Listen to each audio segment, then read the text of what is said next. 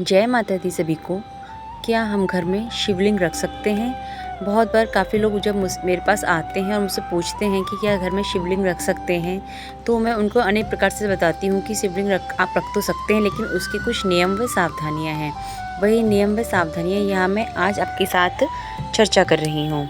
यदि हम अपने घर में शिवलिंग रखते हैं तो उसके कुछ नियम और सावधानियाँ हैं।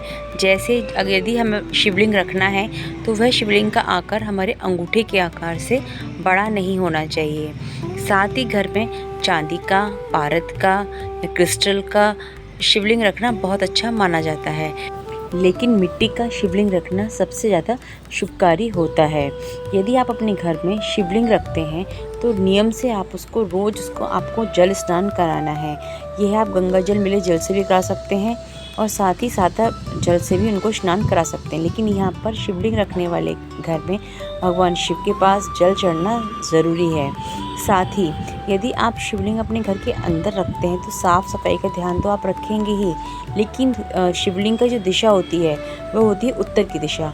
ध्यान रखें कि यदि आप घर का मंदिर उत्तर दिशा में नहीं है तो आप शिवलिंग को इस तरीके से रखें कि उसकी दिशा जहाँ से जल गिरता है वह उत्तर दिशा में हो। साथ ही याद रखें, कभी भी शिवलिंग को तुलसी जी के नीचे नहीं रखा जाता है और शिव जी पर चढ़ाया हुआ जल भी कभी हमें अपने तुलसी के वृक्ष में या पौधे में नहीं डालना चाहिए। ये बिल्कुल वर्जित है। बेल के वृक्ष के नीचे शिवलिंग की पूजा करना अच्छा माना जाता है, उनको वहाँ रख के दीपक जलाना बहुत अच्छा माना जाता है।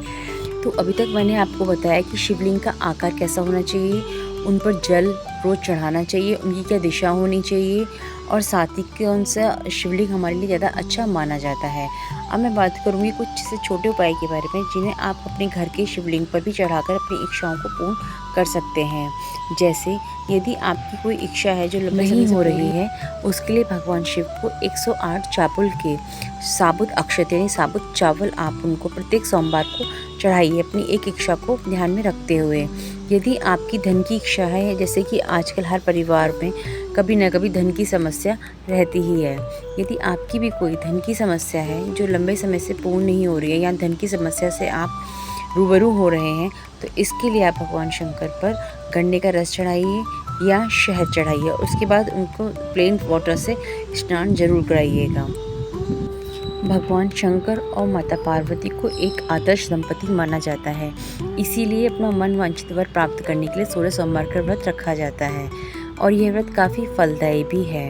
यदि विवाह की इच्छा है और विवाह की में विलंब हो रहा है तो इसके लिए भी भगवान शंकर और माता पार्वती की संयुक्त रूप से आराधना कीजिए, आपको लाभ ज़रूर होगा। इसके लिए प्रत्येक सोमवार को आप भगवान शिव जी का व्रत भी रख सकते हैं। देवों के देव हैं महादेव, श्रद्धा से की गई उनकी आराधना कभी भी व्यर्थ नहीं जाती। श्रद्धा, मन, विश्वास, आस्था से कीजिएगा, आपकी मनोकामना ज़रूर पूरी होगी।